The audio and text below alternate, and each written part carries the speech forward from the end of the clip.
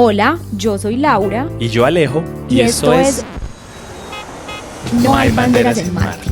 Un espacio que hemos creado para compartir todas esas historias de viajes no posteadas. Con nuestros invitados abordamos el lado B, ese que pocos conocen, las decisiones, las experiencias y las consecuencias de irse, quedarse o volver.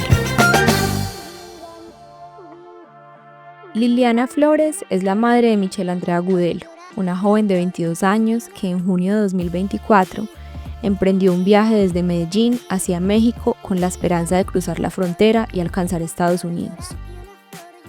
Michelle salió de su casa motivada por el anhelo de mejorar su situación económica y alentada por el relato de conocidos que habían realizado esa misma travesía con éxito. Sin embargo, casi un mes después de su partida y varios días sin noticias de su paradero, sus primas encuentran imágenes en Google que confirman su fallecimiento. Liliana y toda su familia han atravesado desde entonces un proceso doloroso para entender las causas de su muerte, repatriar su cuerpo a Colombia y sobrellevar su ausencia. Pero empezó en el cuento de escuchar amigos que habían pasado a Estados Unidos, tanto por el Darién o por México. Entonces ella se metió en el cuento. A las 11:39 de la noche fue su último escrito que dijo: mami, ya vamos a pasar la frontera, los amo. Ya. Cuando yo llego a la casa me muestran la foto que encontraron en Google. Mi esposo me pregunta: mami, ¿esta sí es ella? Yo decía, Dios mío, si yo vendo el televisor, la nevera, la lavadora, lo poco que tengo, yo no voy a alcanzar a recoger eso. Cada que me daban algo, alguna noticia, algo nuevo, en ese proceso tan largo, yo sentía que el mundo se me venía encima. Ya se podía haber ganado 2 millones de pesos aquí semanal. Y ella se empecinó, que se iba y que se iba.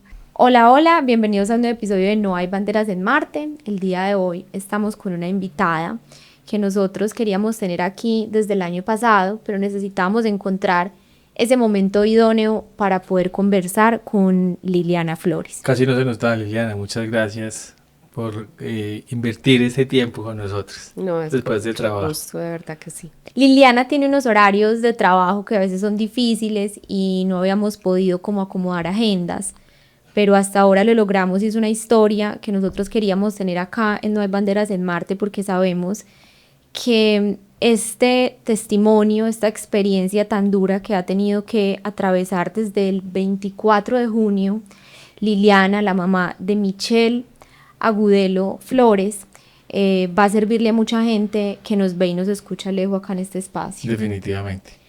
Michelle Agudelo salió el 24 de junio del 2024 hacia Estados Unidos. Y tristemente para su familia y para todas las personas a su alrededor, casi un mes después llaman y confirman su muerte. Entonces Liliana, su madre, y toda su familia y todos sus amigos han tenido desde entonces que atravesar por un duelo muy grande y unas dificultades económicas que vinieron después tratando de repatriar su cuerpo. Entonces acá está Liliana, que nos va a contar un poco de lo que ha sido toda esta experiencia tan traumática para ellos. Yo quisiera, Liliana, que empezáramos hablando un poquito de la vida de ustedes, antes de enfocarnos pues en lo que le pasó puntualmente a Michelle cuando decidió irse del país, que hablemos un poquito de ti, de tu relación con Michelle, un poco cómo era la vida de ustedes antes y qué fue eso que tú sientes que la motivó a ella a decir me voy. Bueno, ella en el momento estaba trabajando de manicurista. Vivíamos pues el papá, ella y yo. El papá trabajaba, yo también, siempre muy trabajadores, tratando de buscar como conseguir la casa propia, ¿cierto? Con muchos proyectos todos. De hecho, ella se metió eso en la cabeza. El proyecto que era mío, ella se lo quiso meter para darme como felicidad. O sea, que uno cuando tiene los papás, uno quisiera darles a ellos lo que, retribuirles. Ella me decía, mamá, yo le voy a agradecer todo lo que usted hizo por mí. Entonces, bueno, trabajaba, pero empezó en el cuento de escuchar amigos que habían pasado a Estados Unidos tanto por el Darién o por México. Entonces ella se metió en el cuento. Siempre que ella me hablaba de eso, ella sabía que yo le daba el rechazo que no estaba de acuerdo y que no pensaba que fuera tan fácil, que eso fuera tan bueno, ¿cierto? Porque de tanto no lo dan tan fácil. Entonces, siempre le decía que no, entonces ella callada. Cuando sabía de algo, una noticia que era relacionado con la ida a Estados Unidos, le contaba a la hermana y le decía, escucha, no le diga a mi mamá, usted sabe cómo se pone ella. Entonces ella callada. Pasaron 2 años desde que ella tenía esa idea en la cabeza, hasta que finalmente se le da el momento de irse. ¿Cuántos años tenía Michelle Liliana cuando decide pues irse? Cuando decidió irse tenía 22 años. O sea, desde los 20 venía ella como alimentando esta idea. 20. Ella trabajó en la clínica del Rosario, Sí. trabajó de auxiliar de enfermera. Ay, yo estaba feliz porque ella estaba de enfermera, esa labor tan bonita, pero era tan dura que ella sintió que no era capaz, tanto emocional como físicamente. El trabajo era muy desgastante, 12 horas, tener que alzar pacientes pesaditos, entonces ella sentía el cansancio en la espalda y todo. Cuando me dijo, no mamá, voy a trabajar independiente, entonces yo le dije, mi hija, usted es la que trabaja, donde usted se sienta bien, si usted no quiere seguir, pues bueno, hija.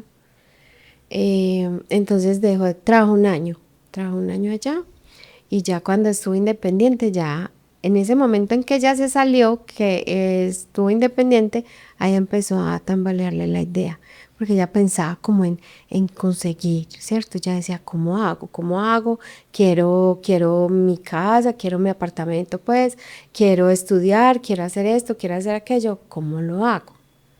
¿Y ella tenía pareja? Sí, tenía pareja en el momento.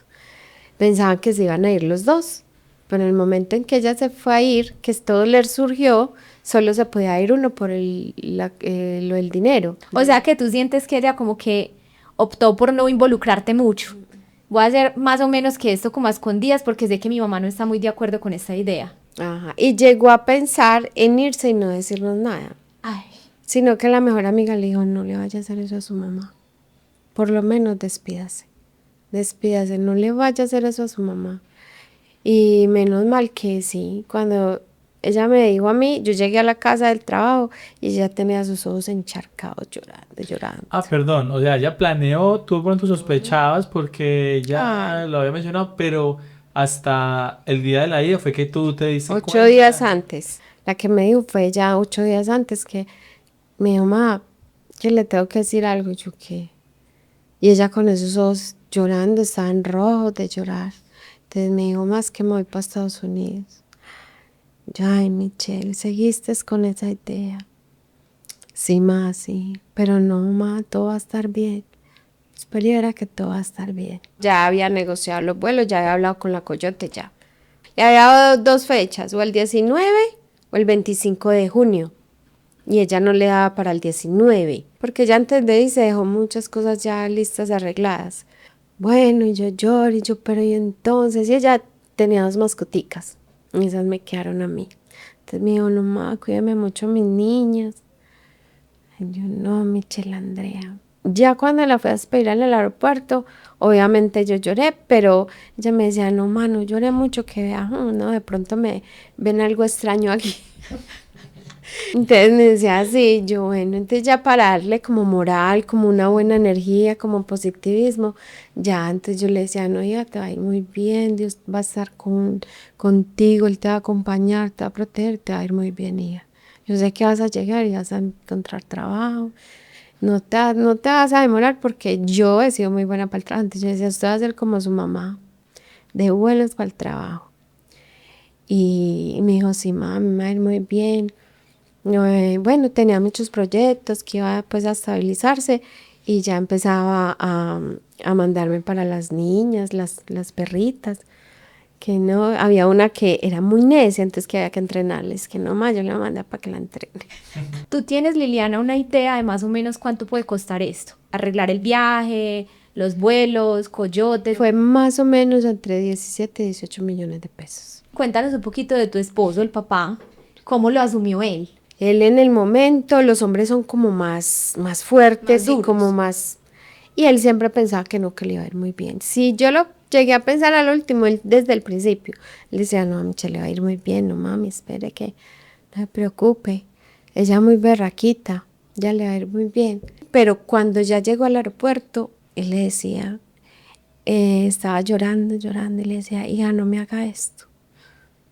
No me haga esto, hija. Y se echaba a llorar. Entonces Michelle le dijo, no, pa, no me diga eso, porque le hacía sentir que no iba a ser capaz de seguir para irse. Y dijo, no, pa, no me diga eso. Y no, mal, él sí se puso mal en el aeropuerto. Y yo me evité para no hacerle sentir miedo a ella. Bueno, ya él dijo, no, vámonos que ya el carro en el que la llevamos nos lo habían prestado para poderla llevar. Entonces teníamos que devolver ese carro y ya la dejamos ahí. El bolso que ella llevaba estaba pesado. Yo lo cargué mientras que estuvimos ahí. Yo decía, ay, esta muchacha, ¿cómo va a ser? Yo pensaba por dentro. Cuando ya nos vinimos, llegamos a la casa, yo era pues preocupada. Él me decía, no mami, lo que más le puede pasar es que la deporten, de resto no más. Yo, bueno, entonces siempre me tranquilizaba.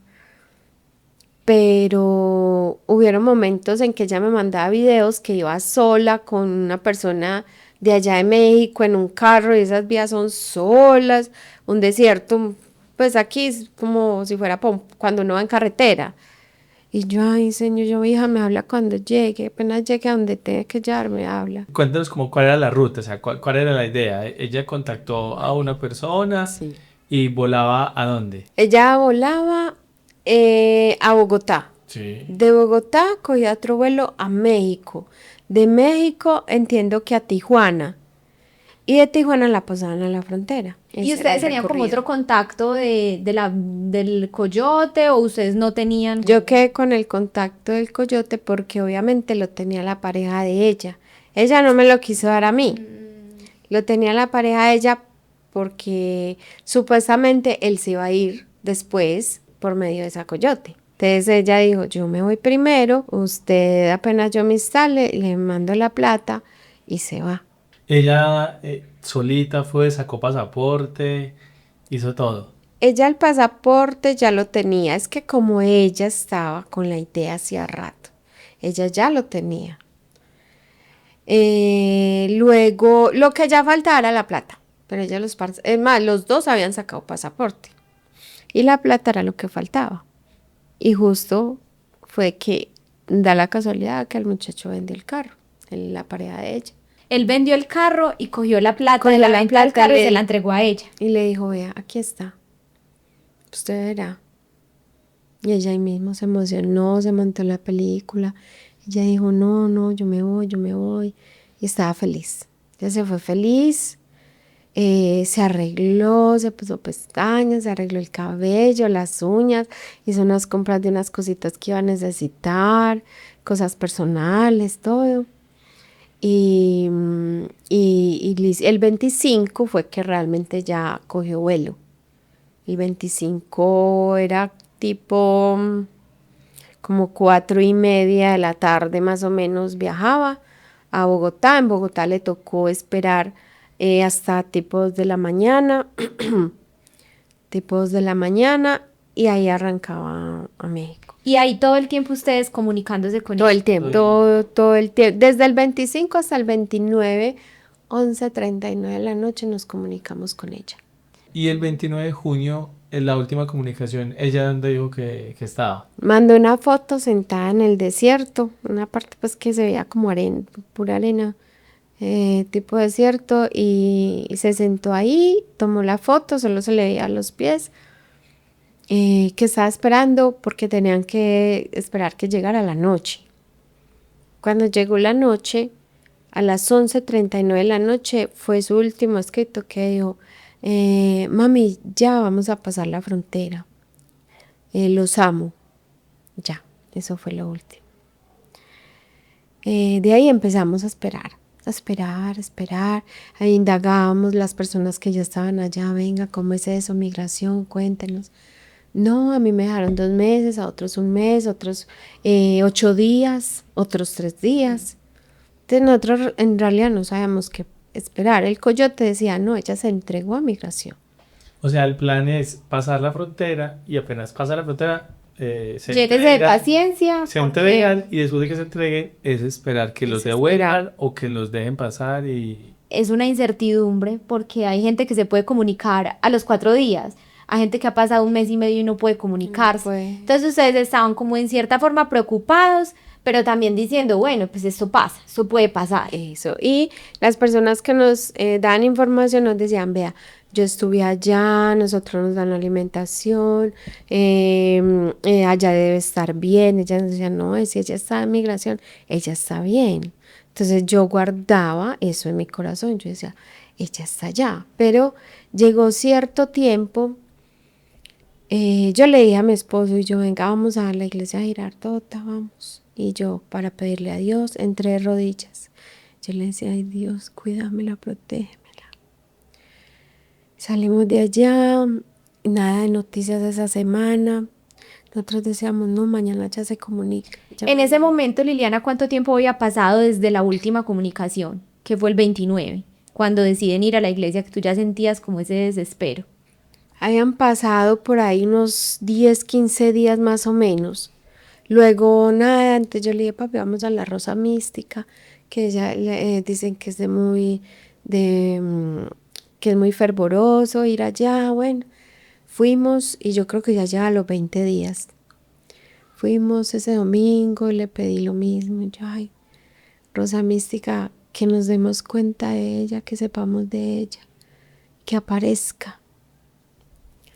Eso fue entonces el domingo antes. Y el 27, sábado 27 de julio, yo estaba laborando. Yo, por el asunto, yo había pedido permiso para tener mi celular conmigo. Perdón, Liliana, ¿en qué trabajas tú? Yo trabajo en una cacharrería en el centro. Entonces yo expuse el caso de que mi hija se había ido para allá y que no sabía de ella y necesitaba estar pendiente por si ella llamaba. Entonces me dejaron tener el celular. Ese sábado yo salía tipo 4:30 de la tarde, pero a las 4:11 yo fui al baño. Cuando yo miré el celular, vi que me habían llamado un número desconocido y mi esposo. Cuando yo dije, bueno, voy a devolverle la llamada, empecé a llamar y me contesta fue la sobrina de mi esposo.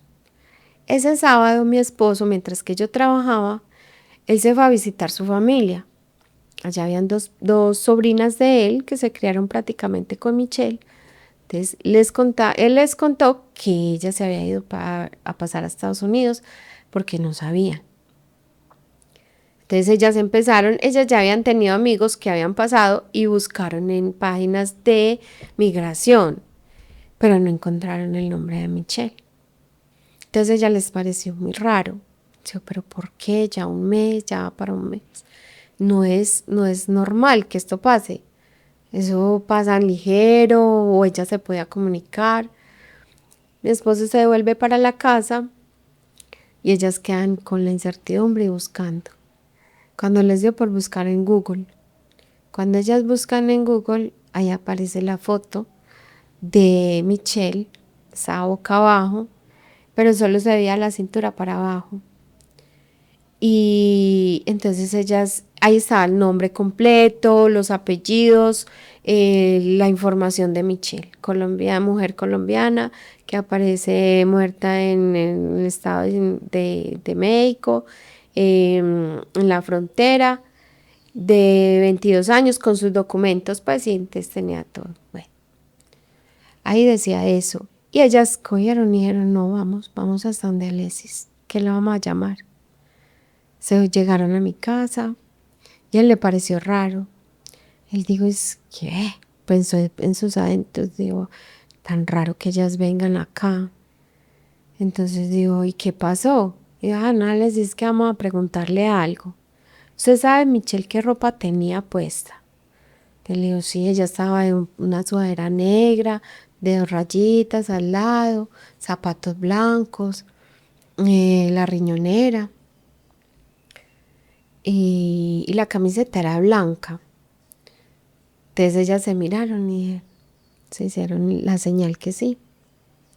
Entonces ya le dijeron, es que le tenemos que decir algo. Tómese un vaso de agua. Entonces le dijeron, es que Michelle apareció, pero apareció muerta. Ya empezamos la odisea. Cuando yo devuelvo la llamada, la que me responde es la sobrina de él. Me dice, yo dije, aló, y ella, Lili, habla con Manuela. Resulta que Manuela también se llamaba la persona con que ella trabajaba arreglando uñas. Yo la asocié con ella. Entonces yo le dije, hola. Me dijo, Lili, ¿usted se puede venir para la casa en un InDrive? Y yo estaba así como ida, o sea, yo no entendía lo que ella me decía. Yo le dije, yo para la casa en un InDrive, ¿para cuál casa? Entonces me dice, sí, para su casa. Es que, entonces yo como me quedaba callada y pensando, porque yo no procesaba. Me dice, es que habla con la sobrina de Alexis. Cuando ella me dijo eso, yo inmediatamente me puse histérica. Yo le dije, dígame qué le pasó a Michelle. Así, yo le dije, dígame qué le pasó a Michelle. Ya se corta la llamada y una compañera que estaba en el baño enseguida, inmediatamente me empezó a tocar la puerta y me decía, Lili, ábrame la puerta, ábrame. Yo le abrí y yo ya estaba en un solo temblor. Yo no podía, o sea, yo sentía que mi cuerpo no me respondía, temblando, pensando que me la habían matado. En ese momento yo pensé eso. Y entonces ella me dijo, márquele otra vez. Y yo intentaba marcar y el dedo no me daba porque estaba temblando. Cuando ya lo logra hacer, ella se hace a un lado más allá y le dice, venga, dígame qué pasó, que yo soy una compañera de ella. Cuando ella se pone la mano en la cabeza, yo inmediatamente, o sea, yo sentía eso en el corazón y yo decía, ¿qué le pasó? ¿Qué le pasó? Ya me empezaron a calmar, a darme aromática. Y mientras que yo subía al 3er piso, que era el cafetín, yo le decía a ella y yo, Mari, yo le pedí a Dios que la cuidara.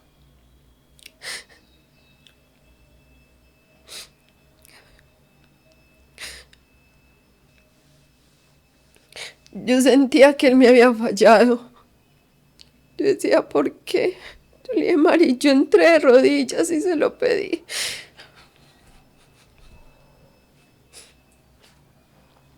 Ya bueno, buscaron un compañero que viviera cerca mío. Y sí, había un compañero. Y él me acompañó hasta la casa. Cuando yo llego a la casa me muestran la foto que encontraron en Google. Mi esposo me pregunta, mami, ¿esta sí es ella? Yo sí. Yo ahí mismo supe que era ella. Yo la vi y parecía verla cuando se acostaba boca abajo porque ella siempre dormía boca abajo. Yo le dije, sí, esa es mi muchacha. ¿Tú nunca dudaste? No, en ese momento yo sí vi que era ella, porque yo la reconocí sin ver más nada. Pero cuando ya me decía la gente, Lili, pero esperé a ver, de pronto no es ella. Y escuchando todo lo que pasaba con estos coyotes, yo decía, de pronto le pusieron los papeles a otra niña, a ella se la llevaron, y yo, pero si eso es así, es más duro, pensaba yo. Entonces cuando ya la funeraria iba a recoger el cuerpo, yo lo único que pedí fue que me dijeran qué tatuajes tenía. Perdón, Lili, yo voy a hacerte una pregunta ahí, y es, ustedes descubren esto en Google, pasa esto, e inmediatamente uno ¿qué hace? O sea, uno ¿a quién acude también? Empezamos a mandar la información a Cancillería de México. Las sobrinas de él, porque yo en ese momento, ¿No reaccionabas? Pues no ni podías. él, ellas ya habían hecho una consulta en México, puesto que ya habían visto que los datos eran de ella. Entonces, para confirmar, cuando yo llegué, ellos estaban buscando el documento de ella, el registro, todos los documentos de ella para poder mandarlos a Cancillería y confirmar. Cuando, eso fue el mismo sábado. El domingo a las 8 de la mañana, Cancillería escribió el correo, dijo que sí, que las huellas dactilares y las características eran las de ella. A pesar de que nos decían sí, uno siempre guardaba la esperanza. La esperanza de que no fuera, porque uno piensa que todo eso es una pesadilla. Uno se despierta como quien dice qué pasó. Y luego dice, recuerda todo lo que pasó y entonces uno ya, fue madre. Y todos los días era así. Y empezamos la odisea. Yo me llegué a sentar en mi casa el domingo, o sea, los 2 días, al otro día de darme cuenta. Yo decía, Dios mío, si yo vendo el televisor, la nevera, la lavadora, lo poco que tengo, yo no voy a alcanzar a recoger eso. Igual si me toca lo hago y me quedo en el piso, no importaba. Pero mi idea era traerla a ella. Yo decía, yo quiero el cuerpo de ella acá. Cuando nosotros empezamos a hablar con la Cancillería colombiana en México, ella no me hablaba de que tuviera que ir, porque lo de ella no fue violento. Entonces me decían que no era necesario. Sí me preguntaron que si yo tenía un familiar o alguien que la reconociera allá. Eso sí me preguntaron. Yo le dije que no, que allá no había nadie. Entonces me dijeron, bueno, lo otro que se puede hacer es que cuando ya usted tenga la funeraria que va a trasladar, bueno, me ofrecieron el servicio de que la incineraran, o sea, le hicieran la cremación allá para entregarme. Y yo decía, yo tengo que verla hasta que yo no vea, me voy a quedar con la incertidumbre que no era ella. Eso pensé yo.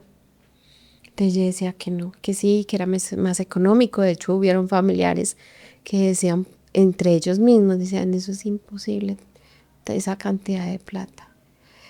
Y me decía, Lili, yo sé que es su dolor, piénselo. Si es necesario que la traigan las cenizas. Yo decía que no, y yo no. Yo hasta lo último voy a seguir en mi posición de que sea así. Y entonces nosotros no teníamos en sí que ir. Cuando ya la funeraria empezó el proceso, sí me dijeron, yo le recomiendo que saque el pasaporte. No sé por qué ellos tenían como la incertidumbre de que de pronto tuviera que viajar alguno. Y me dijeron, vaya sacando el pasaporte, lo saqué. Cuando ya lo último que no era necesario viajar. Lili, tú ahorita mencionaste que ellos no veían la necesidad de que tú fueras porque no había sido una muerte violenta. Entonces, ¿ellos a qué explicación daban? O sea, ¿cuáles eran las causas de la muerte de Michelle? Medicina legal. Que había sido un infarto miocardio dilatado. En el documento forense, lo que salió fue eso. Y en realidad me quedé sin saber por qué, pues en sí la muerte de ella me quedé sin saber. ¿Por qué? Porque yo no la vi completa. A ella le destaparon la carita, me preguntaron, ¿se la quiere ver completa? Y yo ya le dije que no. Yo le dije, no, solo la carita. Y pues en la cara no tenía pues como agresiones.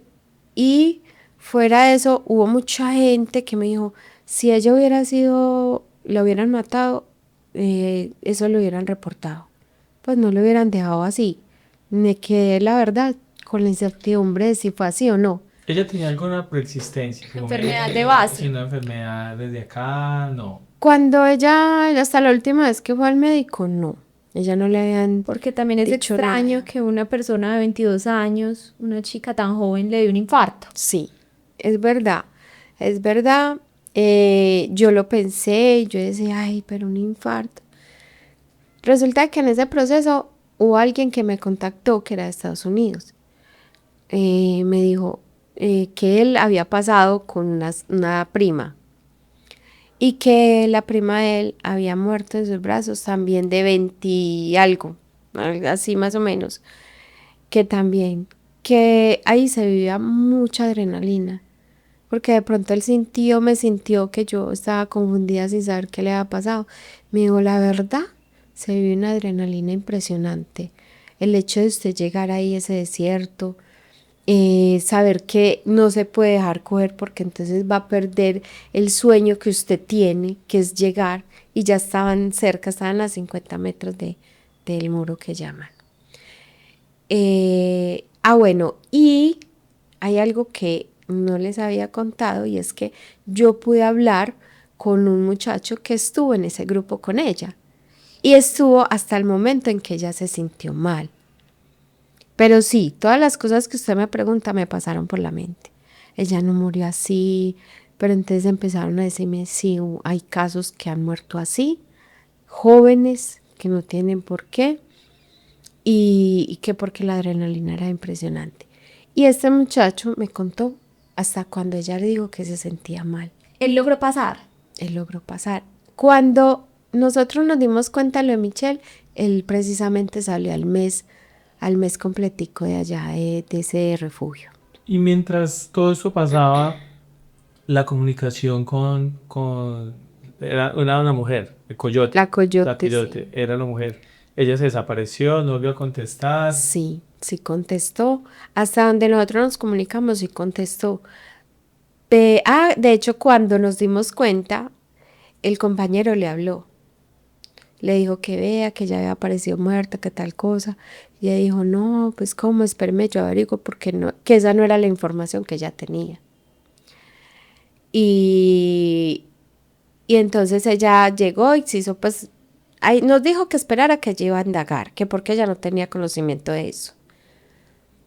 Entonces ya después le volvió a hablar, dijo que sí, que había aparecido muerta, que le parecía muy raro lo que le estaba diciendo, pero ella confirmó y sí se dio cuenta de que sí. La historia que tengo del muchacho que estuvo con ella fue de que ellos se asustaron. Había una muchacha, la que fue la coyote, al parecer se hacía llamar Carolina, porque no creo que se llame el mismo nombre, sí, verdadero. se hacía llamar como Carolina. Y la otra coyote que estuvo ya cuando a ella la recogen en Tijuana para la frontera se llamaba Lorena. Entonces esa tal Lorena llegó donde ellos al desierto y les preguntó a los muchachos que si ellos habían visto qué había pasado, que sí, qué había pasado, que por el cuerpo, que si ellos habían visto algo, y estaban indagando. Y de hecho los que eran encargados, que estaban en aprietos con los coyotes, que porque eso no tenía por qué haber pasado, ¿cierto? De alguna manera ellos, como dicen en esos grupos, se calientan, bueno, se pasan cosas. Entonces, que estaban pues en problemas con estos coyotes, por eso que pasó, que porque ellos no habían reportado nada. Y Michelle se llegó a sentir mal, dijo que le da dificultad respirar, que ellos les tocó pasar muchas cercas, alambrados. Entonces, posiblemente estaba agitada, cansada, la temperatura de allá creo que es muy alta. Muy alta. Entonces le dijeron, ella tenía una Coca-Cola, y le dijeron, ¿usted tiene la Coca-Cola? Que ella dijo que no. Entonces buscaron entre ellos quién tenía agua, y le dieron agua, y ella se recostó, creo que puso la cabeza en el bolso. En ese momento les dicen, vuelvan a salir. Ellos tenían que salir y montarse como en un avance. Cuando ellos salen, obviamente cada quien salió, cada uno. Y el muchacho que tanto estuvo con ella empezó a mirar y que notaba que ella no estaba. Entonces llamó a otro compañero de otro grupo que sí ella estaba allá, porque la vio mal. Entonces le dijeron que no. Entonces ya los llegaron, los arrimaron, pasaron la frontera. Y él me dice, lo que le pasó a Michelle le pasó tipo madrugada. No sé, después de las 3, entre 3 y 5 de la mañana. Y pero que ella sí se llegó a sentir mal. Pero realmente, ¿cuál fue la fecha registrada de la muerte de Michelle? El 30. O sea, ella habló con nosotros y al amanecer el 30 murió. O sea, 11:39, Del 29. del 29. Y al A amanecer, las 5 de la mañana que dice más o menos el Más o chico. menos. O sea que ustedes se demoraron casi un mes. Sin información. casi un mes porque en 3 días ya cumplía un mes. Pero yo sí ya había dicho, yo sí se llega al mes, ella no se comunica, yo hago lo que tenga que hacer, llamo donde tenga que llamar, no sé. Empezábamos pues como a movernos, pero no queríamos hacerlo antes que porque si ella estaba en migración le iban a devolver. Si le dañaban a ustedes Pues como el pensábamos proceso, sí. eso, porque ella tenía que decir algo allá para poder que de pronto la pasaran. Entonces esperamos y yo dije, si el 30 no aparece, ya y sí, ya es el tope, entonces miramos qué hacemos. Y mientras que eso pasó, a mí se me llegaba la noche y yo otra noche más, otro día más y nada, nada. Lloré. Mi esposo, no, ella está bien, lo máximo que le puede pasar es que la devuelva. Y yo, bueno, mis compañeras que algunas sabían, me decían, Lili, ya sabe, y yo no. Entonces ya el llanto. Y yo sentí algo en el pecho. El compañero de ella me decía, Lili, pero usted siente algo. Y yo inmediatamente me ponía a llorar. Porque yo nunca me imaginé que ella me iba a parecer muerta. Pero yo tenía algo en el pecho. Algo me decía que no estaba bien. Y 2 veces que me soñé con ella, no me la soñé bien. Pero me decía, no, tranquilice, que eso es sugestión suya. Usted está estresada, está angustiada, entonces por eso. Ahí empieza el tema de la repatriación.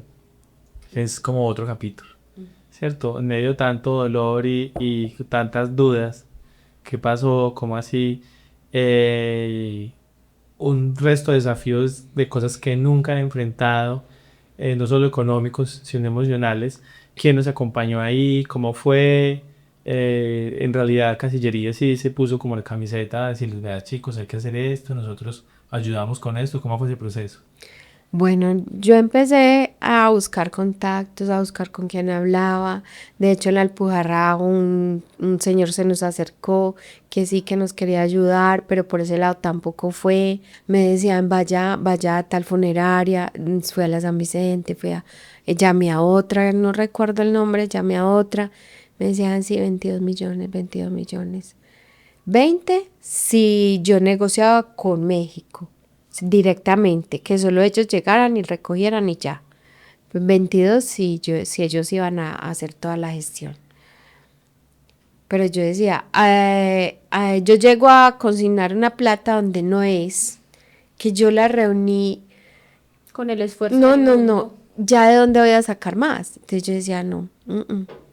Bueno, dejé San Vicente quieto. Cuando al otro día de yo visitar San Vicente, me contacta la funeraria Abadía y me dice que querían hablar conmigo.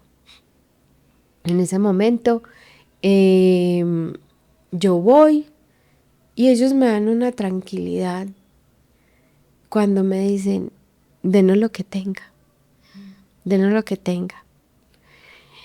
Y yo dije, Dios mío, es que el dueño de esta funeraria está muy conmovido con su situación, con lo que le pasó a Michelle.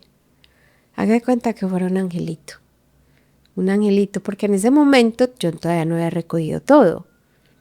Entonces, Yo te quería preguntar, porque nos dimos cuenta de tu caso, porque tú hiciste de todo y entre tantas cosas saliste a la calle, A los los semáforos. semáforos a recoger. entonces empezamos a hacer pancartas. La primera fue la mejor amiga de Michelle.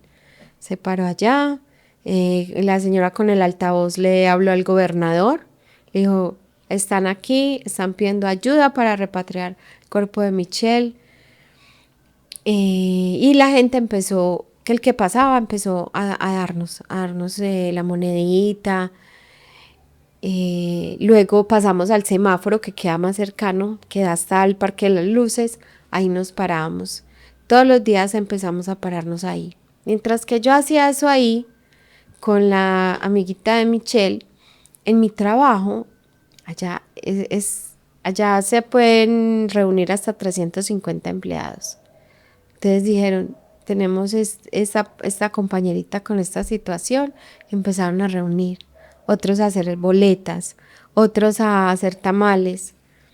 Eso fue una gestión y una compañía tan hermosa, me apoyaron tanto que yo tenía sentimientos encontrados. Yo decía, tengo esta tristeza, pero mira toda la gente que tengo alrededor. Compañeros de trabajo de otros lugares donde estuve, jefes, gente que me conocía desde hace años y empezaron a contactarme, a ayudarme. Vea, el granito de arena. Y yo decía, no importa. Me conmovió mucho porque llegó a una persona a hablarme de aquí de Medellín. Me dijo, venga, no tengo sino tanto. Yo, no importa. Así sea 500 pesos. La moneda, lo que importa es el granito de arena. Y mire que lo hicimos. Y me decían, en la gobernación no le ayudan. Y yo, no, más fácil, me está ayudando la gente del común, que muchos se ganan es un mínimo, y más fácil me están ayudando ellos que el gobierno. O sea, pagan unas oficinas, decía yo en ese momento, pagan unas instalaciones y hay un derroche de dinero cuando hay gente que necesita y ellos no. En fin, estaban en el barrio, gente que sí, el saludo, que yo, ¿cómo está? ¿Cómo le va? Y ya, me esperaban cuando yo llegaba de trabajar, porque en el proceso en que yo estuve sin trabajar, que me lo dieron en el trabajo, fue 8 días, mientras que se llegó a la meta. Ya después, como había que esperar un mes, yo empecé a trabajar. Yo dije, no, yo me voy a trabajar porque yo sentía que me habían ayudado tanto que yo no podía quedarme en la casa, que porque me había pasado eso. Entonces yo dije, yo me voy a trabajar mientras que allá me la traen y me voy a distraer. O sea, ustedes se pusieron la meta de los 22 millones, que era como el valor inicial que les habían dado antes de que apareciera Funeraria Abadía. Y en 8 días recogieron ese dinero. En 8 días lo recogimos, solo en una semana. Yo tenía gente que me dijo ese fin de semana, me decía, Lili, es que estamos listas para que nos vamos este domingo a la 33, algo así. Y yo les dije, no muchachas, va a jugar las últimas boletas y ya ahí recogemos lo que necesitamos. Y justo lo que necesitaba, justo fue lo que se recogió. Y yo decía, muchachas, no, Lili, pero usted va a necesitar mucho más. Vea que no solo es la funeraria, se va a tener más gastos, tal cosa. Y yo sí, pero yo sé que con esto ya. Y no voy a seguir en esas. Porque yo no lo estaba haciendo Sí, por ti. Lo sí, estabas no. haciendo por Yo eso. no me iba a aprovechar de la situación. Si yo decía lo que me llegue, bienvenido sea. Y yo sé que yo sentía, no sé por qué yo sentía en el fondo que el alma de Michelle estaba involucrada. Yo sé que Dios primero, pero yo sentía que el alma de ella estaba haciendo todo, porque es que todo fue así, tal cual, tal cual. Entonces, Pero porque ahorita mencionaste algo de un mes, porque te dijeron que desde que pagaras el dinero se demoraba un mes se la demoraba un repatriación. mes. Nosotros entregamos el dinero y exactamente un mes, yo me di cuenta el 27, al 29 empezamos a gestionar. En esa misma semana fue que yo visité la funeraria y empecé la gestión ahí mismo. Póngale el 1 de agosto, algo así, y el 27 de agosto llegó el cuerpo de mi. Nosotros hablamos ese día. Sí, yo te escribí ese día, me acuerdo que me dijiste, no, no puedo grabar ahora, entre hoy y mañana llega el cuerpo de Michelle y yo me quedé como, porque siento que ese recibimiento del cuerpo es No. otra puerta Pues eso, dolorosísima que se abre. llega a la funeraria Abadía o llega al aeropuerto y ustedes tienen que ir al aeropuerto o la funeraria en realidad se encarga de todo.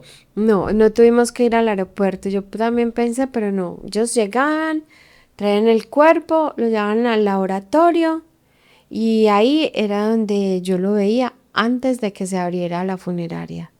Entonces me dijeron, ella está llegando tipo 7. Me dijo, esté aquí a las 7. Estén acá De la mañana. de la noche. Esté acá y ya voy a poder pasar a verla. Y ya luego la organizamos y la sacamos. Listo. Ya llegó, llegamos allá. Y el corazón a mil, el corazón a mil. La psicóloga nos decía mucho, ¿están seguros? lo que van a ver es muy fuerte, no va a ser nada agradable, pueden quedar muy mal. Y yo lo que le decía era no, yo necesito verlo. Precisamente, si yo no hago esto, yo voy a estar pensando que no es Michelle. Entonces yo necesito confrontar eso, porque si no yo voy a quedar peor. Sí, como cerrar ese capítulo. Nos habías contado antes de empezar a grabar que has estado como en terapia de ayuda psicológica. ¿Ese psicólogo quién lo pone? La funeraria, lo tenía por la funeraria, lo podía tener por el IPS, en el trabajo. Sí, la ayuda, por la alcaldía también tuve, pero entonces yo lo tomé por la funeraria. El día que yo fui, igual yo estaba muy mal todavía, estaba muy mal. La psicóloga trató como de quererme decir, usted tiene otra hija y usted tiene que estar bien por ella. Pero mi hija mayor me daba la razón y le dijo a la psicóloga, le dijo, es que si yo estoy mal, yo no me quiero imaginar cómo está mi mamá. Entonces yo la entiendo. Y seguimos pues como el proceso y eso, pero yo sentí que la fuerza que yo tenía para aguantar esto era como suficiente y no iba a necesitar más atención. Yo me pongo mal obviamente cuando veo una foto, un video, hablando del caso todavía lo siento, pero sí tuve mala aceptación como quien dice por el lado de que si Dios lo quiso así, yo no le puedo pelear a él, yo tengo que aceptarlo. Entonces yo dije, yo agacho la cabeza a Dios y aguanto lo que decidiste, sí, ya. Lili, bueno, de ahí que se vino, paró pues en la casa, en el núcleo familiar, afrontar toda la realidad, seguiste trabajando. Sí. Lili, perdón, antes de eso, tú dijiste que cuando tú fueras a reconocer el cuerpo, tú te ibas a fijar muy bien en los tatuajes. Bueno, eso lo hizo la persona que recibió el cuerpo en México, porque cuando ella le iba a recoger, yo dije, bye no es, y yo voy a pagar un dinero por la repatriación y eso, y yo quería estar segura, yo todavía en ese momento guardaba la esperanza. Ya a mí me habían mandado la foto de las cositas de ella, lo que le encontraron a ella, que era su pasaporte, su cédula, su celular y la riñonera. Como ella la tenía acá, ella quedó boca abajo, entonces de pronto por eso no se las quitaron, no sé. Entonces ya me habían mandado esa foto y eso como que en ese momento que a uno le dan eh, esas pruebas, pues, entonces uno como que, jue madre, ¿no? Después yo pensaba, pero de pronto se las habían puesto a otra persona. Cuando yo le dije a la de la funeraria, yo le dije, ay, yo le quiero pedir un favor muy especial. ¿Es posible de que cuando recojan el cuerpo me digan qué tatuajes tenía ella? Porque yo sabía que con un solo tatuaje que me dijeran, yo ya sabía que era, porque uno de ellos era acá en esta parte mi nombre. Éramos con la ansiedad cuando finalmente me manda el audio la directora de la funeraria y me dice, Liliana, respecto al tatuaje que tú pediste, el tatuaje que ella tiene en el hombro, en la parte de la espalda, es su nombre. Ya, yo me ponía a llorar y me decía, ¿qué le pasó? ¿Qué le pasó? Y esa me da rabia y yo, ¿qué me pasó? O sea, estoy volviendo a sentir que si era ella, que no hay esperanzas, que la perdí, que ya no la vuelvo a ver. Y que si era ella y yo, cada que me daban algo, alguna noticia, algo nuevo, en ese proceso tan largo, yo sentía que el mundo se me venía encima. Y ellos fueron los que hicieron eso. Cuando yo la vi en el laboratorio de la funeraria, lo único que yo le vi fue la carita. La vimos y sí, era ella. Era ella. Otra vez la negación. Uno vive en una constante negación hasta que la ve. Ya cuando la ve, ya uno dice, Dios mío, ¿por qué? Empieza el por qué. si yo hubiera hecho, si yo no le hubiera permitido irse, si yo lo hubiera detenido, si de pronto yo no le hubiera enseñado. Nosotros humildemente, en lo que podíamos, los gastos de la casa, nos acostumbramos a vivir bien entre lo que podíamos. Entonces ella soñaba y ella decía, a mí me gusta todo bien, todo bueno, todo grande, me gusta lo mejor. Entonces yo decía, si yo no le hubiera enseñado a eso, si yo no le hubiera acostumbrado mal. No, muchos el por qué, si lo pude haber evitado. Ya empecé a decir, yo no me puedo culpar. Fue una decisión de ella. Hubieron muchas situaciones que me hicieron pensar que tenía que ser así. Porque antes de ella irse, se despidió de una mascota que ella había recogido. Ella adoraba las mascotas, los perritos. Ella recogió 2, que son las que tengo. Y un tercero no vio que no podía tenerlo. Era un pastor alemán, y era muy grande. Y ya 3 era mucha carga. Entonces le buscó una casa y ella antes de irse se fue y se despidió de él. Dejó unos papeleos de una moto que estaba a nombre de ella, que era la hermana. Los hizo el traspaso, dejó todo listo. Ella tuvo un sueño que soñó con Dios y que Dios le decía que para donde ella iba tenía que llevar las manos vacías, porque si las llevaba llenas no iba a poder recibir lo que tenía para ella. Entonces yo pienso en todo eso, en que yo la pude repatriar, que no sé si fue el alma de ella también, junto con Dios, que es tan bueno, que hizo todo tal cual. En la funeraria donde yo la velé, estuve con un tío el 12 de julio. Y yo llegué a esa sala de velación, dentro de mi angustia que tenía, y yo miraba la sala y yo decía, qué sala tan buena, muy amplia. Yo la miraba y la detallaba y me encantó. Y sin saber que era de ahí donde me iban a llamar para hacer el funeral de Michelle. Entonces como que todo me cuadraba. Yo decía, todo, ¿por qué se encajó así? Y llegué a pensar que de pronto lo de Michelle tenía la insistencia que ella tenía, imagínate, hace 2 años.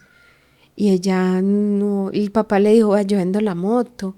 Con esa plata, ella montaba el negocio y le quedaba. Y ella, el arte que tenía era impresionante. De hecho, en el SPAC donde estuvo, las clientas también gestionaron, hicieron recolecta, ayudaron demasiado.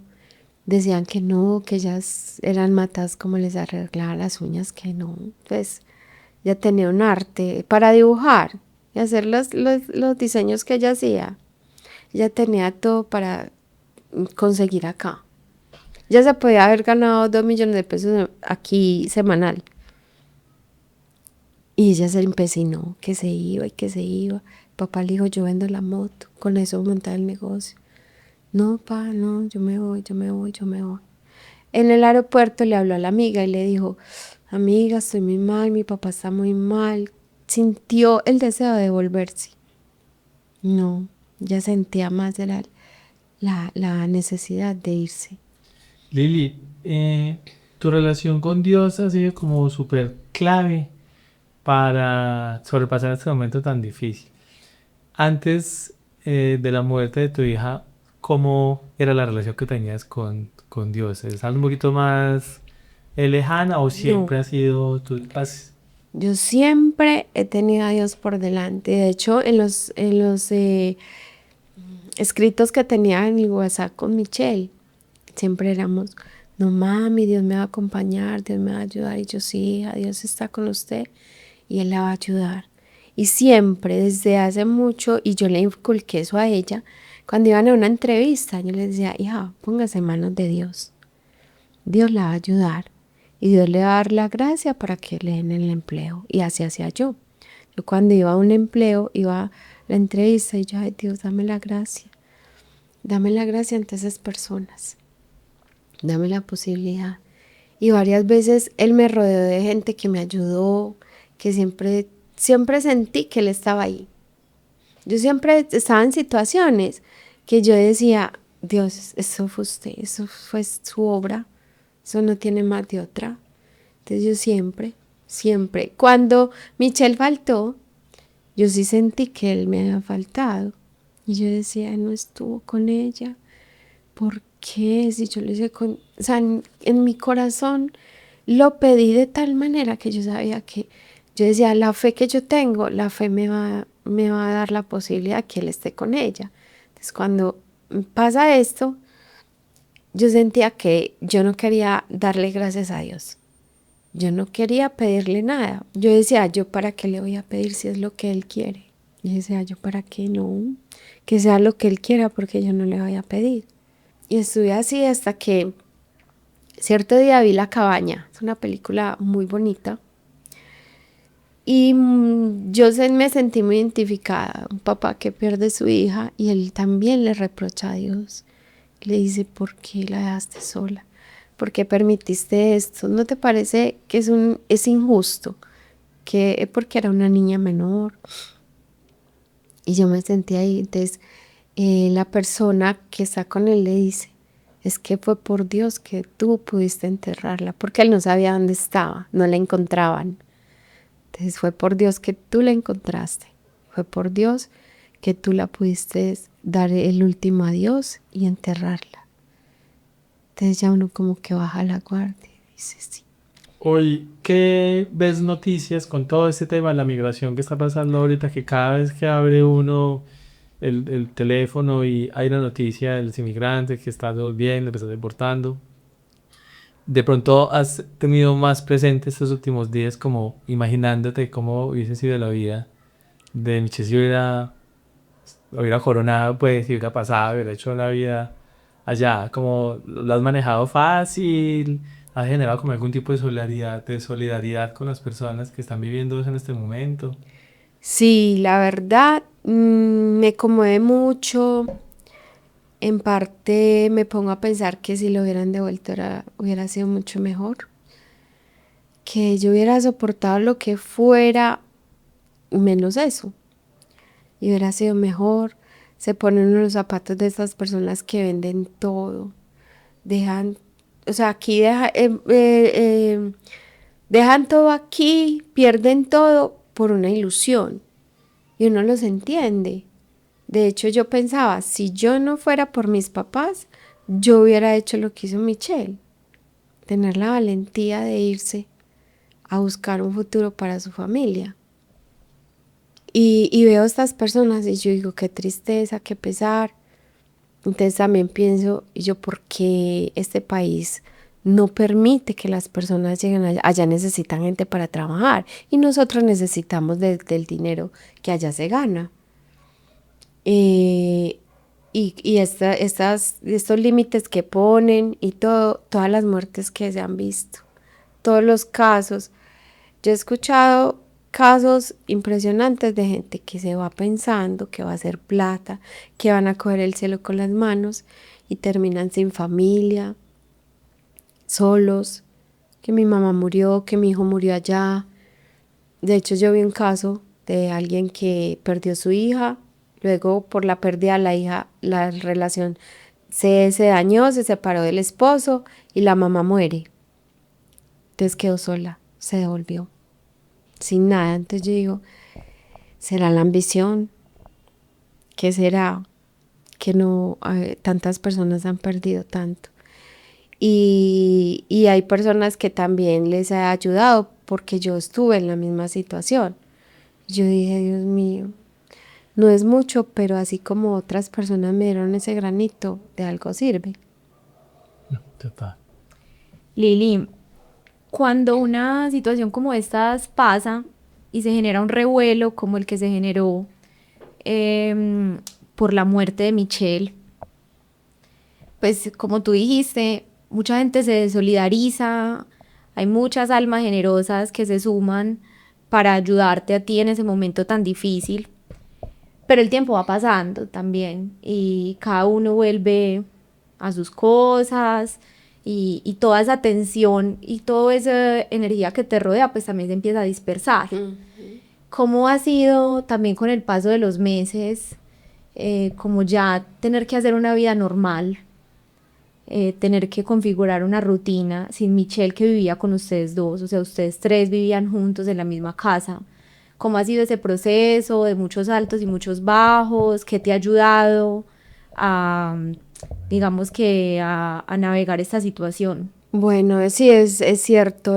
Cuando pasan las cosas, uno tiene la compañía, uno tiene la gente ahí, están todo el tiempo, venga, ¿cómo está? Todo.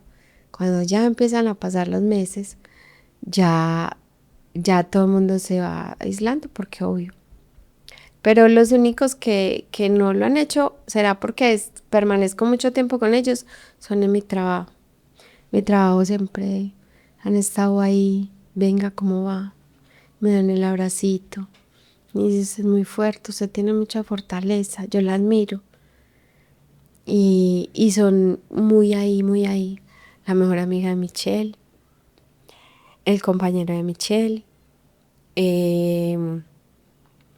y la familia más cercana siempre son, venga, ¿cómo está? ¿Cómo le va? ¿Cómo va todo? Y uno agradece, porque uno se siente solo y siente mucha soledad. Y el hecho de uno de quedarse, yo cuando me quedo quieta y sola, eso es mortal para mí. Porque yo miro las mascoticas que ella me dejó, yo, ay Dios mío, ya como las adoraba, como las quería, y ellas a ella. Entonces yo las miro y yo, ay, qué pecado. ¿Será que ellas sienten que ella ya no es, o sea, que no la van a volver a ver lo que pasó? Entonces me da esa tristeza. O cuando tenemos una actividad en la casa, porque ella era la que hacía las bombas, ella la que arreglaba en sí el cumpleaños, ella le encantaba cocinar, entonces, no, ella era muy animada para eso. Entonces, cuando estamos en un día especial, que ya no es lo mismo, nos da muy duro. Y más que todo a mí, mi esposo se hace el más fuerte y él trata de no ponerse mal por mí. Pero obvio que él se le encharcan los ojos y se voltea. En cambio, yo dejo que mis lágrimas, o sea, es inevitable no llorar. Cuando voy a ciertos sitios, uno sigue recordando muchos momentos, muchas cosas, lo que ella decía, lo que hacía. Y eso es duro. Y mientras más meses es peor. Es peor. Uno cree que se va a ir mermando, pero no. Se va transformando. De hecho, los fines de cada mes para mí son muy duros. Son demasiado duros. Entonces, uno tiene días muy difíciles.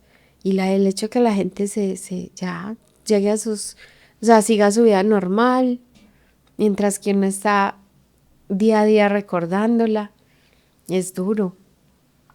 Los únicos que no me han dejado así en mi trabajo, porque obviamente allá me ven todos los días. Y ellos sintieron mucho esto también. Ellos ese día que yo me di cuenta y salí de allá así, casi querían cerrar el local. Todo el mundo estaba concertado con la noticia y decían, no, pero pues ¿cómo? Lili, ¿cómo estará? Y casi no atendían, pues distraídos del todo. Y el hecho de yo estar ahí, de hecho yo digo, Dios me puso ahí porque yo necesitaba pasar esto ahí. La ayuda tanto espiritual, económica, todo lo que yo he vivido ahí ha sido un buen proceso. Yo creo que también por eso, por el apoyo que me han dado. Yo siento que hay muchos padres en Colombia y madres que tienen que aceptar que su hijo o su hija diga, me voy a ir a buscar un futuro mejor, que hay un momento que los hijos ya son adultos y por más que los padres intenten detener o aconsejar, pues también si los hijos toman una decisión, no hay de otra que apoyarlos y dejarlos volar. Muchas veces asumiendo también unos riesgos muy grandes. ¿Qué le aconsejarías tú a alguien, a un papá o una mamá que de pronto nos esté viendo o escuchando en ese caso? La verdad es tan complicado por lo que usted dice. Un hijo toma una decisión y uno siempre les dice, o sea, como que siente y con lo que ha vivido, las experiencias que ha tenido, uno les dice las cosas como son. Yo le decía a Michelle, eso no es tan fácil. Michelle, no. Usted cree que desde aquí usted lo ve así, pero cuando ya usted esté allá, usted se va a encontrar con muchas situaciones que le van a hacer ver que no es así. Entonces ella seguía con la insistencia. Entonces, desde la experiencia y lo que uno escuchaba, yo le decía las cosas, pero ella no. Entonces, por más que uno quiera, los hijos se les mete algo en la cabeza y después de que cumple mayoría de edad y sienten y creen que ya se las saben todas. ¿Sí? Ella le impulsó el soñar, el tener una cierta inocencia de pensar de que sí lo iba a hacer y que era fácil. Que todo lo que podía pasar allá es que a ella le dio un infarto, pero hubieron muchas cosas que le pudieron haber pasado y peores. Entonces, un papá en este momento, yo sé que hay muchos y les dicen, no hijo, ve, haga así, esa. Por un oído les entra y por otro les sale. Entonces, uno quisiera es decirle a los jóvenes que por favor se dejen orientar, que es que el hecho de que uno cumpla mayoría de edad no es que todo se lo sabe.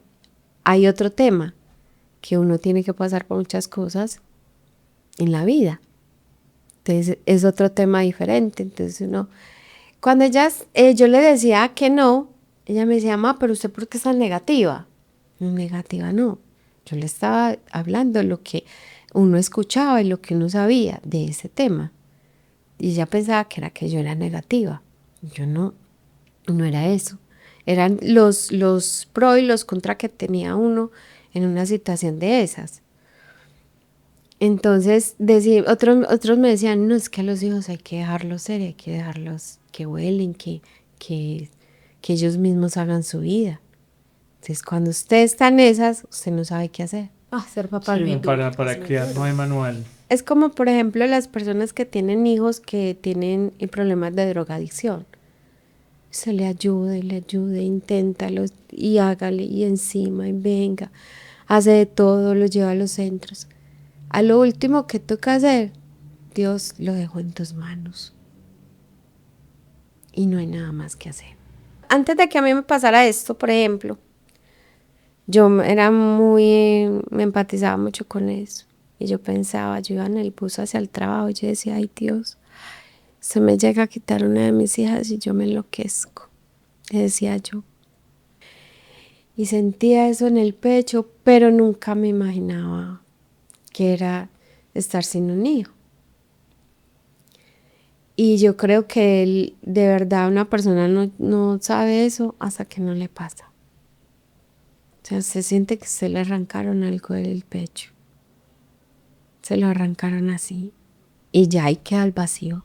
Sí, en realidad es que uno nunca se imagina, no sé, yo no soy papá, pero como que el conducto regular de la vida es que Los hijos uno entierran a los exactamente lo entra a los padres. Eso es lo que siempre me han dicho, que lo normal es que los hijos entierran a los papás, no los papás a los hijos.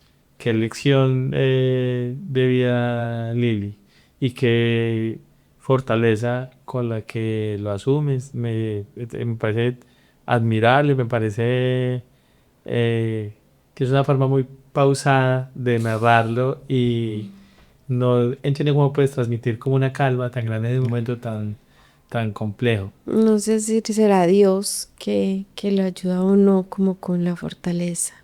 Él como que le da las cargas a uno, pero porque sabe que va a poder soportar. Yo te voy a confesar que este episodio y unos que hemos hecho últimamente muy difíciles me generan como muchos sentimientos encontrados porque yo quiero abrir estos micrófonos para contarle a la gente también estas historias que me parece que generan mucha conciencia, lo que yo te decía a ti.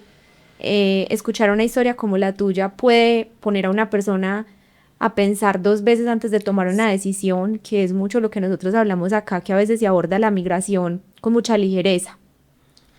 Y desde el lado romántico, pues es el deseo de me voy y hago dinero y puedo darle una mejor calidad de vida a mi familia o cumplo unos sueños, pero resulta que hay una cantidad de cosas también que pueden jugar a favor o en contra y es muy importante sopesar antes de decidirlo. Sí.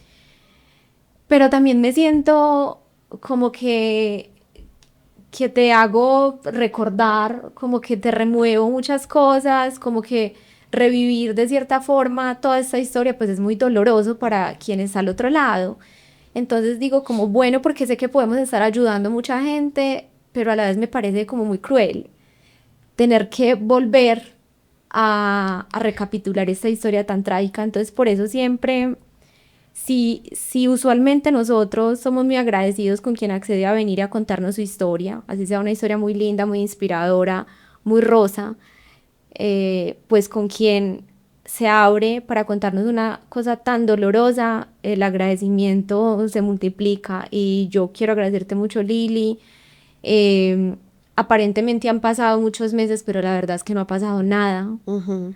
O sea, yo trato un poquito como de ponerme en la situación, aunque soy una fiel creyente que ese tipo de cosas las entiende el que las ha vivido. Nosotros no hemos vivido ni algo cerquita ni similar. Y por eso te dije ahorita que te admiro mucho y me pareces muy fuerte porque yo me pasa lo mismo que te pasó a ti alguna vez y yo pienso si alguien cercano a mí siendo que no sé cómo de procesar. Yo lo pienso, digo, no tendría la fuerza para procesarlo. Yo no soy la persona creyente y creo que eso lo haría mucho más complejo.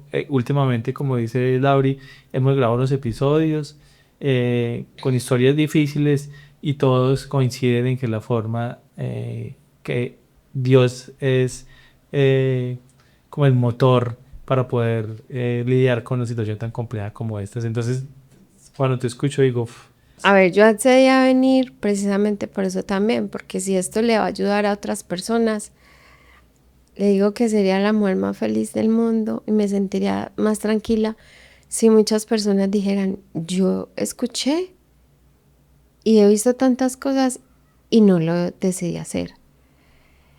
Porque la verdad, yo le decía a mi hija, ¿y a usted le parece justo sacrificar?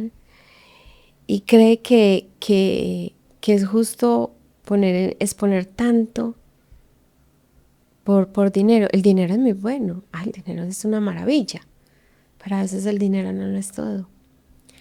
En ese momento yo preferiría tantas cosas que estuviera ella y rechazar tanto, perder lo que sea por tenerla a ella. Y ella se fue pensando que quería que yo no sufriera más. Y mire, en este momento, como estoy, yo sé que si ella de pronto, que dicen que las almas sienten y nos ven, me está viendo todo lo que estoy sufriendo, se podría arrepentir de haberlo hecho. Entonces a todos esos muchachos, esos jóvenes, eso es como una ruleta. Hay muchos que han pasado y por eso es que muchos se van, porque muchos han pasado, pero también hay muchos que han muerto, han quedado cuadraplégicos, han tenido accidentes. Yo escuché uno de una persona, un muchacho que quedó allá cuadraplégico, alguien medio me comentó, y yo dije, Dios, sí, ya, y es amigo de nosotros, y allá está, cuadraplégico. Entonces, y se fue pensando en dinero. Es que si a veces, Lili, nosotros contamos acá, y yo lo hablaba con Alejo ahora antes de arrancar a grabar y de encontrarnos contigo, cosas que pueden afectar que viéndolas así, pues junto a la historia tuya, pues son cosas mucho más superficiales, como que uno se puede ir y le afecta mucho la soledad, o que uno se puede ir y le puede hacer mucha falta a la familia, o que uno se puede ir y no se adapta, o que uno se puede ir y entrar en una depresión, ¿cierto? Esas cosas pueden afectar, pues imagínate cuando uno piensa en todo esto tan grave que puede suceder. Yo siento que Colombia, pues nosotros en general hemos crecido pues con carencias económicas, ¿cierto? Y hemos crecido pensando que el dinero nos puede ¿Qué es lo que nos llenar falta? muchos vacíos. ¿Qué es lo que nos falta? El vacío nuestro es económico. Quizás no es emocional porque siempre hemos tenido la familia, por el amor de los amigos, por el vecino, por el calor humano que hay acá, pero siempre hay como la sensación de que económicamente no es suficiente. Y a veces ese económicamente pues tampoco termina siendo tan gratificante cuando lo que tienes que sacrificar son otras cosas. Yo he sido como una persona muy humilde. Y entonces yo le decía a mi esposo y yo, vea, nosotros en ese momento queremos poder comprar una casita, tener algo propio. Y la verdad, cuando eso llegue, posiblemente ni lo vamos a poder disfrutar. Una vez se ansía tanto las cosas y cuando llegue ese que faltaba, va a ser otra cosa diferente. Pero siempre vamos a tener algo que no nos va a tener bien. Siempre pasa algo. Entonces yo digo, ¿para qué no ansía tanta plata? Yo he visto tantas cosas y como trabajo en clínicas, yo estuve mucho con las enfermedades, con la muerte. Y yo siempre he dicho, no, la plata no. La verdad, lo que uno debe valorar, los que estamos aquí luchando por un día a día, la salud y la familia. Eso aprendí yo. Como desde que yo tenga eso, puedo darle gracias a Dios. Sí, también a veces se puede como de construir un poquito esa idea de que hay que irse para estar bien, como que es en algún momento creo que hubo una generación a la que se nos convenció que la única forma de estar bien, de lograrla, era irse. Ojo, tampoco la invitación pues es a que pensemos desde el miedo todo, porque hay decisiones que le han cambiado a la gente positivamente, cosas, pero sí de pronto a que pensemos las cosas dos veces, evaluemos riesgos, cuál es la manera más idónea de hacer las cosas. Igual, siendo así, nunca está uno como exento de que le pase algo, pero sí la invitación es a que se piensen dos veces. Y hay algo más, que por ejemplo, los que están allá, usted llega y se va. Y se va positivo, empieza a trabajar, usted ve que está pesado, que está duro, que no ha logrado lo que quería y que de pronto pensó que lo iba a hacer en menos tiempo. Ellos literal dicen, he comido de aquello. Pero ellos no le van a decir a los que están acá, del otro lado, no le van a decir, no, me tocó esto, me ha tocado esto, no he podido. Ellos no van a decir eso. Entonces mucha gente, yo creo que eso le pasó a Michelle, que como a ella nunca le dijeron, he comido de esta, me ha tocado esto, no he podido conseguir lo que quiero. Entonces ella dijo, no, ellos lo que dicen es, no, bien, me ha ido bien, acá estoy, Dicen... Y monte fotos. Eso. Y monte fotos de pronto por dentro pensando en miles de cosas porque la deuda de acá del banco que hicieron para poderse ir, o la familia que dejaron que está esperando un dinerito. Entonces, eso hace que cuando uno no sabe las cosas realmente como son, uno dice, no, aquel está por allá, mire.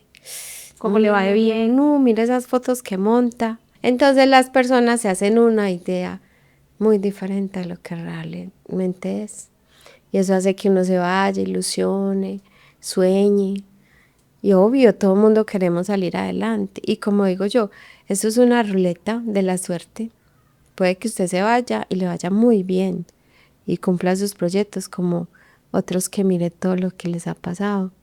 Mire Michelle, tan joven y yo estoy segura que si ella se hubiera quedado acá, yo hubiera llegado muy lejos. Yo hubiera llegado muy lejos, hubiera tenido su apartamento, hubiera conseguido cositas que quería. No que iba a tener el BMW, pero que sí hubiera tenido una vida digna, lo hubiera podido hacer. Pero bueno. Lili, mil gracias. Muy, muy, muy agradecidos contigo, con tu disposición, tu tiempo que es muy valioso. Nosotros sabemos que trabajas mucho y que tienes también unos horarios complicados y sacar en semana el espacio para venir acá a hablar de algo tan difícil. Valoramos mucho, mucho eso. Me encanta haberte conocido, me encanta haberte escuchado. Siento que para nosotros eso también es una terapia muy grande.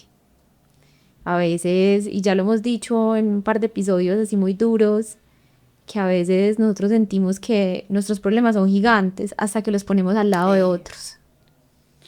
Entonces es como también un momento muy reflexivo para nosotros que estamos acá escuchándote y viéndote y sintiendo tan cerca toda esta realidad que te ha tocado enfrentar. Qué fortaleza la que tienes, qué admiración. Lili, muchísimas gracias. No, es con mucho gusto. Esperemos que esto le sirva a mucha gente. Y no, para adelante. Ay, señora. A ustedes gracias por vernos, por escucharnos, por seguir nuestras historias, por estar cada 8 días esperando un nuevo episodio de No hay banderas en Marte. Venimos en 8 días con un nuevo invitado o invitada. Ya saben que nos encuentran como @No hay banderas en Marte en todas las plataformas, que por ahí nos pueden dejar comentarios, mensajes, recomendarnos personas que ustedes creen que tienen historias poderosas para hacer episodios. Por ahí estamos pendientes todo el tiempo. Nos vemos la próxima semana. Chao. Chao.